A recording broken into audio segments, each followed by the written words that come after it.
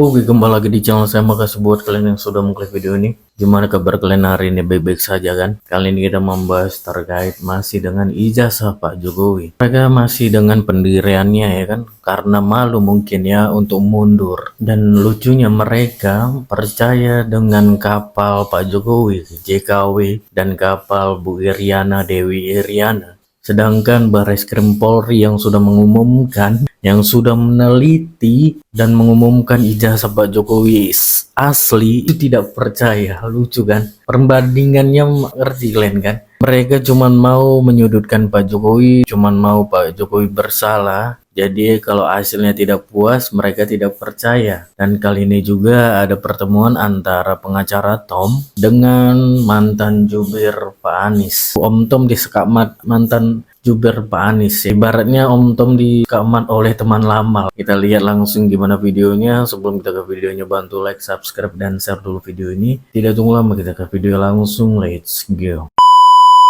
Barreskrim Polri tadi disampaikan, terima kasih sudah disampaikan. Barreskrim menyajikan, udah disajikan. Tadi kan disampaikan. Ya, tapi harapannya mungkin kopi doang. Tidak di layar. Layar doang. Tunjukin. Ya.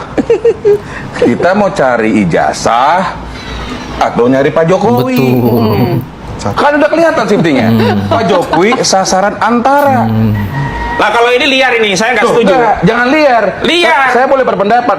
Bang Ahmad Tapi sudah keluar. Bang Ahmad menyampaikan semua urutan penyidikan. Liar itu. Ketika tahap penyidikan sudah masuk, maka ada peristiwa pidana. Sabar dulu. Sabar dulu dong. Jadi biar kita tegas-tegas nih, kita harus edukasi karena ditonton jutaan orang. Karena kalau kita bicara terus gini, dia kasih contoh, saya kasih contoh. Ada uang palsu. Pak Firman pegang uang palsu.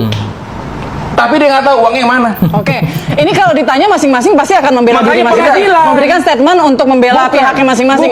Saya kasih kesempatan mungkin. Satu lagi, saya pengen tanya, pasal yang dia sampaikan, Pak Ahmad sampaikan, buka aja. Itu penyidikan. Oke, saya kasih kesempatan ya buat Kira-kira Bang gitu. Hensa. Bang Hensa, kalau kira-kira menunjukkan ijazah langsung, sudahlah tunjukkan saya biar selesai masalahnya, akan selesai juga. Saya rasa sih akan selesai juga, tapi masalahnya perlu sampai segitu nggak gitu. Makanya ini saya awam ya. Saya bukan ahli hukum, saya bukan ahli dokumen gitu ya. Yang saya ngelihat ini ya?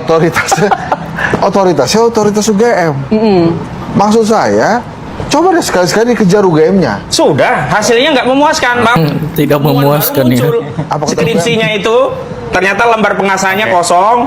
Kemudian fontnya itu adalah font Times New Roman yang tidak ditemukan harusnya teknologi yang di 85 Tapi itu. kata UGM apa? Kata UGM, dia justru tidak bisa membantah itu, dia tampilkan skripsi lain yang seolah-olah identik, ternyata di situ ada tulisannya bukan skripsi. Tulisannya adalah tesis. Nah, itu juga menambah pertanyaan-pertanyaan gitu loh. Lanjut, Bang Hensa. UGM. Bukan masalah nggak percaya, datanya seperti itu dan publik juga melihat. Semuanya nanti akan dipermasalahkan. Ini dinasti nih. Ini dinasti.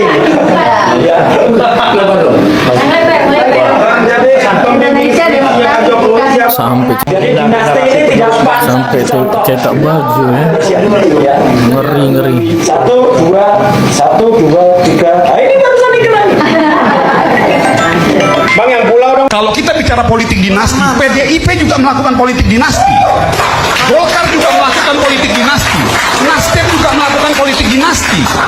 Demokrat juga melakukan politik dinasti. Hampir tidak ada partai manapun di Republik Indonesia ini tidak melakukan politik dinasti. Kenapa narasi politik dinasti itu muncul pada saat ada satu orang yang notabene dia adalah anak presiden. Tapi kenapa narasi politik dinasti itu tidak muncul pada saat ada anak ketua umum berkeinginan menjadi calon presiden, calon wakil presiden? Jokowi waktu 2019 itu masih presiden. Sehingga dia kampanye beneran. Kalau sekarang ini dia kan enggak, dia pura dia bilang saya nggak kampanye, ya nggak perlu kampanye, ngapain kampanye? Semua orang udah paham anaknya gitu loh. Betul. Nah, jadi sebetulnya sumber masalah ini karena terpilihnya anaknya Pak Jokowi ini sebagai cawapres. Jadi melebar-lebar masalahnya soal etik, soal dinasti. Coba tuh, yuk kalau lihat ya dalam sejarah situ semua. Iya, dalam sejarah ya. Kapan sih dalam sejarah Republik Indonesia di mana orang marah banget kepada dua isu? Satu soal etika, dua sebagai soal dinasti politik dan politik dinasti. Ya sekarang ini. Iya, padahal dari zaman dulu dinasti Zaman politik. dulu sama. Saya telepon terus menghubungi Risma. Tidak dijawab. Ini nggak dijawab, ya. Kamera bisa sorot. Kita tampilkan screenshotnya di layar ya. Nanti kita Nah, terus saya mengatakan pagi Rismon, ini Sylvester Matutina, orang yang kamu tantang-tantang. Mau ketemu di mana kita? Terus saya telepon nggak diangkat. Terus saya telepon juga mau minta tolong Roy Suryo. Ya kan? Nah, sama Roy Suryo juga saya telepon juga ini nggak diangkat-angkat. mulut besar. Terus saya telepon lagi, saya WA lagi, namanya siapa Sinaga itu? Host Santana TV ya. Oke, baik. Mikael ya? Mikael, saya bilang begini. Nah, ya kan, pagi Bro Michael, tolong bilang ke Rismon, bilang tidak usah banyak bacot tentang saya. Langsung saja bilang Rismon kapan mau ketemuan sama saya. Saya mau lihat nyali dia. Terima kasih ya bang, nanti saya sampaikan. Terus nggak ada, bro, bilang si Rismon angkat telepon saya, dan kalau bukan banci, segera atur pertemuan sama saya. Ini, jadi nggak ada tanggapan sama sekali. Kapal namanya JKW Mahakam, kapal yang namanya Dewi Iriana. Ini saya pakai analogi saja. Kalau kita di jalan, truk itu, kan, truk itu ditempel stiker. Stiker itu dari ormas tertentu. Yang ditempel stiker itu berarti sudah ada perlindungan dari itu. Dan truk itu sudah pasti bayar namanya japren ke ormas tadi. Jatah preman. Jatah preman. Dan harus diselidiki apakah Jokowi mendapat japren dari proses penambangan nikel di Raja Ampat dan juga di berbagai wilayah lainnya. Kenapa? Nggak mungkin dong kapal-kapal itu mengutip sebuah nama tertentu, apalagi identik dengan kepala. Kami bersama Roy Suryo lawan kriminalisasi ijazah. Kadal buntung. Kakean cangkeme. Wonge ora usah kakean cangkem, rumangsane iki rakyat Indonesia wedi karo diapuranmu apa piye? Kowe iki lakonmu ki ning donya ki ora gawe lakon sing apik, isine mung ngelek-ngelek menungso. Ya, diapuranmu ki jane sapa Ning Indonesia iki diapuranmu ki sapa? Aku arep takon. Juh, tenan kowe iki. Cara-cara ngono Pak Jokowi nelpon aku ya toh. Des. Des. Diatasi Des. Sinten Pak Jokowi? Kuwi lho pengacarane bocah-bocah. Langsung tak karungi kowe. Tenan. Guwak ning Segara Kidul kono. Wis ora nunggu sesuk-sesuk. Untung ae Pak Jokowi dadi wong apik, sabar, ya toh. Wis bene arep ngomong apa? Aku pernah. Ya toh, tenan aku pernah ngomong karo Pak Jokowi. Pripun Pak niki kula atasane kula entekane ben resik sisan ben ra enek omongan neh sing aneh-aneh. Sabar Mas Gonde, sabar ngono Pak Jokowi. Coba nek Pak Jokowi ngomong wis karepmu arep dipiyekne ngono. Ora nunggu sesuk-sesuk. Ya ta? Wis pokoke ngerti-ngerti wis. Ngono ae. Tenan diapuranmu ki ngelek-elek keluargane Pak Jokowi, ngelek-elek Pak Jokowi, ya toh? Kowe iki polah kaya ngono kuwi aku arep takon. Arep sampai kapan kowe polah kaya ngono kuwi, Padahal nek dipikir-pikir diapuranmu ki ya meletek ning Indonesia. Badok ning Indonesia, ngising ning Indonesia. Kentu diapuranmu karo bojomu sing kaya kethek kaya ning Indonesia. Kok kelakuane ra bejaji kowe? Apa rumangsane iki rakyat Indonesia njero wedi karo model-model diapuranmu apa piye? Ya rumangsane terus aku iso ngomong kaya ngene iki terus aku ora iso ngenteki dapuranmu piye? Masamu Oh, dadi wong sing apik. Cara-cara kowe wong pendidikan, terus kowe dadi pengacara, gunakanlah keahlianmu ki di dalam jalan yang benar, yang baik. Syukur-syukur iso memberi manfaat buat bangsa dan negara. Aja malahane sembrono rumangsane. Jajal kowe ngapa ngelek-elek aku, mempersoalkan ijazahku. Walah, ora nunggu sesuk-sesuk, ora nunggu jam-jaman. Tak sikat sak entut-entutmu kowe tak omongi. Aku ki mbiyen pernah sowan ning Pak Jokowi. Iya toh? Tenan, sakwise pensiun. Pak Pak Jokowi wis pensiun dadi presiden. Aku ngomong karo Pak Jokowi, Pak niki pripun Pak? Bocah-bocah niki rombongane Roy tekek niki. Pripun penake diapakne niki? Wis ora usah Mas Gondes. Pun kersane mawon. Arep ngomong ngene-ngene wis bene sak polahe sak karepe ngono. Kurang bijaksana piye Pak Jokowi? Dinyek seprono seprene meneng, anane ya mung meneng mung kabeh luweh. Iya toh? Tapi dapuranmu iki saya suwe saya ndodro. Cara-cara negara Indonesia kira enek hukum lho. Walah alah. Awakmu wis tak sondol tenan. Aku ora ngapusi. Wong dapuranmu ki to nek kalah apa kalah omongan ngono ki ngetokke hadis. Ya to? Adol agama. Model-model raimu ki kaya ngono kuwi. Mending nek dapuranmu bagus. Rupa kaya kadal buntunge kok kemaki.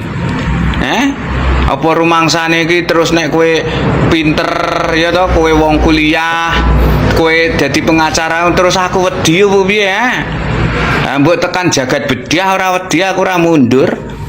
Diapuranmu kok rupa kaya kadal kok. Ya ora. Dadi wong iki kudune sing apik. Nek kowe dadi pengacara, dadi pengacara sing apik. Syukur-syukur bermanfaat bagi masyarakat.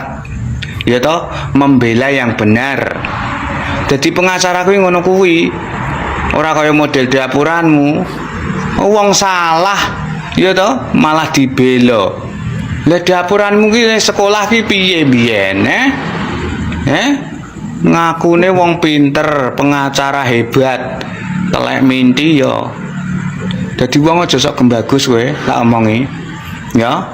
Dikira aku wedi karo dapuranmu, ora wedi blas aku.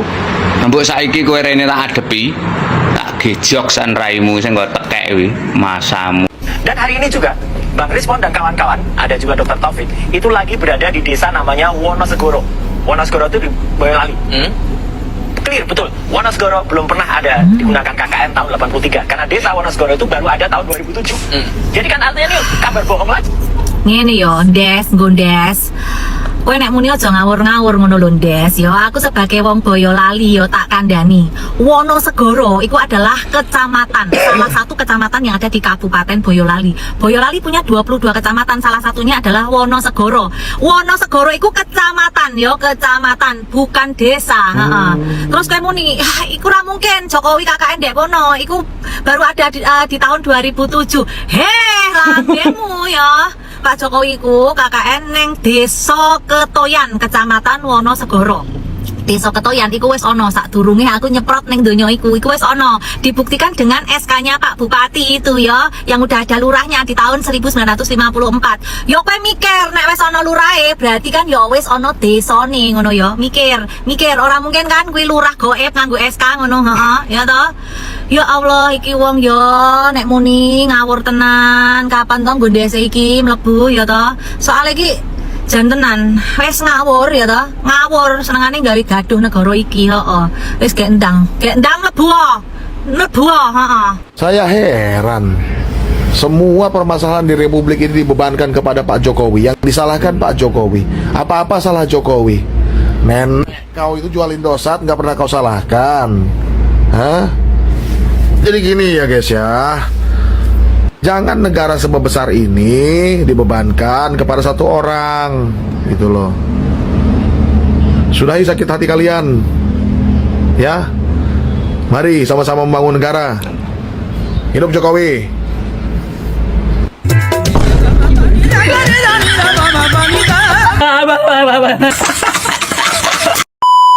Begini, terutama yang mengaku ilmuwan dan mungkin punya IQ yang cukup ya, itu terbiasa melakukan defense mekanisme itu rationalization itu melakukan tindakan bertahan dengan rasio pemikirannya seolah-olah dia benar. It sounds right. Nah ini bahasa Inggrisnya tepat sekali, sounds right. Tidak benar, tapi sounds, nampaknya benar.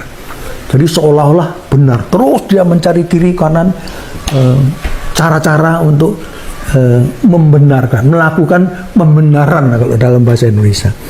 Nah, hati-hati seseorang yang melakukan rasionalisasi defense mekanisme yang terus-menerus sampai dia pun tidak sadar bahwa dia selalu melakukan defense mekanisme, lama-lama dia itu akan terkena gangguan kesehatan mental.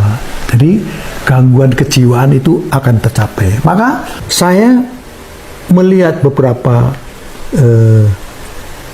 video ya di YouTube itu, bahwa ketiga pribadi ini itu bolak-balik dulu nantang-nantang, sekarang mulai nangis-nangis minta tolong supaya ijazah ditunjukkan dan sebagainya. Artinya saya bisa menarik kesimpulan bahwa mereka waktu menuduh tidak menggunakan keputusan etis, keputusan yang mungkin bermotif dari orang lain, entah itu pesanan, entah itu karena tadi itu motif yang terdalam, ada sesuatu yang ditekan di dalam, entah sakit hati, entah jengkel, entah karena dulu dijolimi, entah merasa dikucilkan, dijelek-jelekkan, maka dia membalas dengan cara ini. Nah, ini akan tampak nanti, terutama pada waktu sudah ada sidang dan ada putusan hakim yang berkekuatan hukum tetap, apakah dia bisa menerima atau tidak. Itu. Nah, karena kalau orang yang tidak mengambil keputusan secara etis, apapun alasan yang disampaikan, walaupun itu orang yang kompeten, ada saja nanti. Kalau kemarin ijazah begini, oh ini gambarnya kurang begini, nanti lama itu kok rambutnya kurang, sisirnya ke sini, kok tangannya itu kukunya, itu tidak akan habis-habisnya. Nah, ini sangat tipikal orang yang begini ini sebenarnya harap melakukan introspeksi diri, meditasi diri supaya lebih melihat ke dalam apa sih sebenarnya yang nggak benar dalam diri saya. Apa kabar, Pak? Saya cuma mau bilang terima kasih Bapak menjadi Presiden Indonesia, dan saya tahu itu tugas yang sangat berat. Terima kasih juga kepada Ibu Ana yang mengizinkan Bapak menjadi Presiden pada saat Ibu juga mendapat fitnah karena Bapak mencalonkan diri. Saya juga jadi sangat sakit hati. Saya tahu ini adalah sesuatu yang juga berat untuk Ibu. Dan untuk anak-anak Bapak, terima kasih karena Bapak diizinkan menjadi bapaknya kami semua, seluruh rakyat Indonesia gitu. Saya melihat betapa Bapak bekerja keras dan pastinya Bapak lelah sekali. Tapi kalau Bapak ketemu sama anak-anak Bapak, rakyat Indonesia, Bapak kembali hidup. Terima kasih Bapak sudah mengajarkan kami dan memberi contoh secara nyata kelembutan hati, bagaimana kita memaafkan orang yang begitu jahat kepada kita. Kadang-kadang saya nggak terima dengan berbagai fitnah. Oke, itu dia video gimana menurut kalian, dan sampai bertemu di video saya selanjutnya.